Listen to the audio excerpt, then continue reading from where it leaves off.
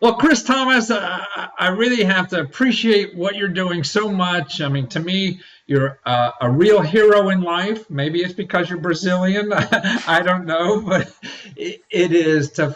I mean, I think real heroes in life are those people who see a problem that's right in front of them and do everything possible to solve that problem. And when your sister got this cancer and life-threatening cancer, I mean, it seems like you're stopping your life and you found a source on the web to raise money, and you're almost getting close to your goal now, getting money for her to work that problem. So I honor you doing that. I think there's nothing more important in life to do. Thank you. And I don't know what to say because I'll start crying. But it's wonderful, and you and your family. I spoke to you a little bit before. You sound like delightful people. It sounds natural for you to do this for some reason. Yeah, it really does. I normally am a very social person, and I'm very connected with my network because I am a musician and a performer, and I already have a large circle of connection I can plug in. I had never really, those were very, very generous words that you said, and I never would ever consider that I would be a hero. But when the situation seemed to get worse for my sister, and I had a chance to spend the weekend at the hospital with her, this is when I thought, wow, there's got to be a way that we can really bring people in to the situation. You know, let people know what's going on with my sister, and at the same time, see if we can get some help to mitigate that gap between what the insurance pays and then what we have to take care of. So thank goodness for insurance. You know, it pays for 80% of an expense, but some expenses are so staggering that the 20% is still a pretty large amount.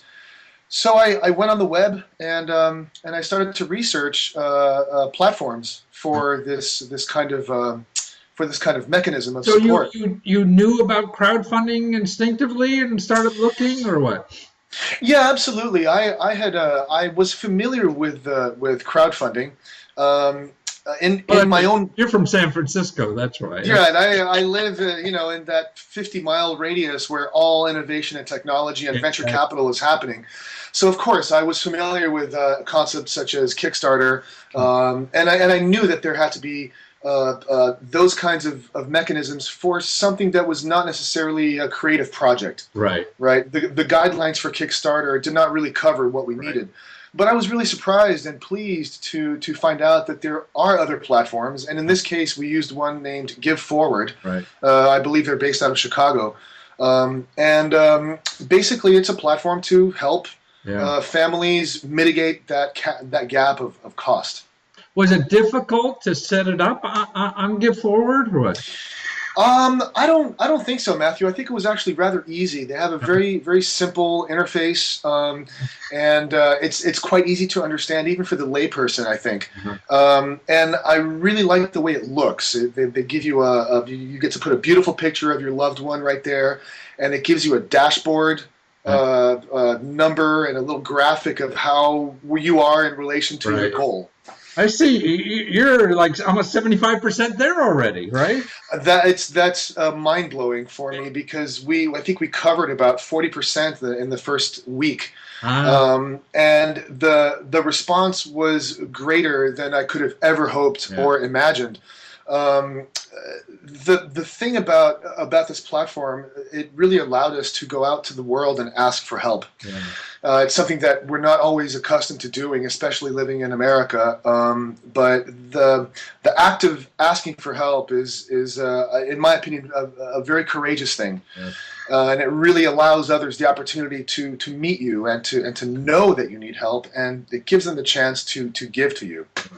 No, we were talking earlier. I mean, I think giving is the most selfish thing in the world, and so what you're doing is not only solving your sister's problem, but you're giving a chance for people to give, which is as I said, giving. And if they don't know how to give or where to give or if it's needed, So you really are doing a service for her friends or the world in general that wants to help other people. I mean, what could be better than that? So that's why.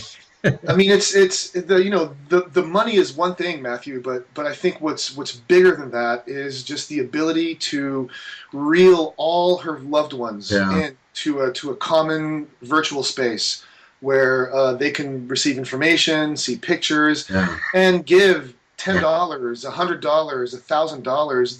The quantities are not really what the true result is.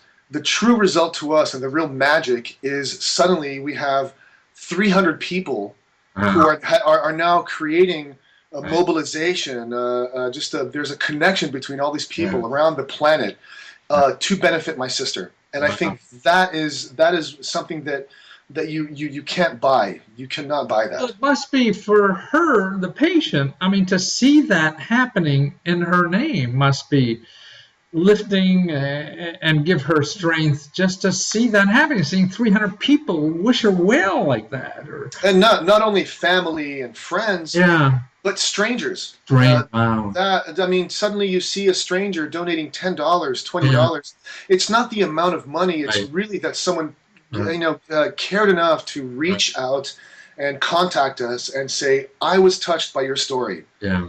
And this really was very moving to us. Well, I know all of us in our daily life, it seems if someone says something that they appreciate our existence, I mean, that feels good. So someone who is more sensitive to life now, like your sister, it must be just so much more in heightened feeling when someone says that. And they're able to do it, online and tell it. And so, it must be so much more meaningful to her and her situation, which I can't fathom because I'm not there and I haven't been. Yeah, when you consider the healing qualities Yeah, of love, yeah, I think that's what really is happening. Yeah, the money is great. The money's going to help us pay bills, but what's really happening is that people have come out of her past. People came from her grade school. She hadn't spoken with people in 25 years. wow, And they found out what was happening to their old friend, and they came out wow, and they donated whatever they could. Yeah. And that, to my sister, to Roberta, yeah, was bigger than anything she could have imagined. I witnessed the smile on her face and the attitude that just really transformed within her, knowing that people were coming from everywhere, yeah. people from her past. You said something at the beginning of the soliloquy you were into that I don't think most normal Americans would have said, is that you're saying how the power of love. I mean, and this is what that website is doing, giving a place, and the money's not that important, but it's that people have a chance to show their love for her. Yes. And by doing that, that's as healing as anything else, as helping her pay her bills for this Yes. crisis. And that's why I say I don't think we talk that way much in America. Yeah. Well, Matthew, I really, it is to be hoped that we can talk this way more in America. That we can recognize really that an act of generosity is an act of love, and that love is just so much more valuable than any dollar bill, any $100 bill. Right, and I think maybe you as a musician, maybe, I mean, that's what music does to us in a way. It is touch us in a way that we don't normally feel, and we could feel that instinctively. And love is one of those things too, not only music. And so what you're doing is touching that in us and seeing the power of that. See, you are a goddamn hero. What do you mean? Thank you, Matthew. And I'm going to send you a cape. I have hero capes I made somewhere. Thank you. I think I'm getting a hero cape. I'm looking for heroes like you. So this is a cape. Like Oh, wow. cape. So I'm going to send you. Give me your address and I sure will. and I'll send it in San Francisco, because you're what we need in the world, and people doing something like this for something bigger than them, something. And now that we talked about love, I mean, two guys talking about love, maybe it's a little suspect, but it, I love my sister so much, and it's just it's staggering just the possibility to not have her around anymore. So we really are mobilizing and doing everything possible to be with her on a daily basis, to make her laugh on a daily basis, and even though sometimes when the prognosis does not look so good, to really inflate the space with hope and with love. You know. Well, I think it's that love, and then it has to make her feel better, and you got nothing better to do, and you're proving that. Thank you. Well, thank you for being a hero. If people want to help Roberta, you go to giveforward.com and just search for Roberta Blake, Blake, right? Yes, exactly. Just go there and say hello and say you love Brazilian music or something. Well, thank you, Chris. Thanks for sharing, and thanks for being in the world with us. Thank you, Matthew. Thank you for your words, and take care. You bet.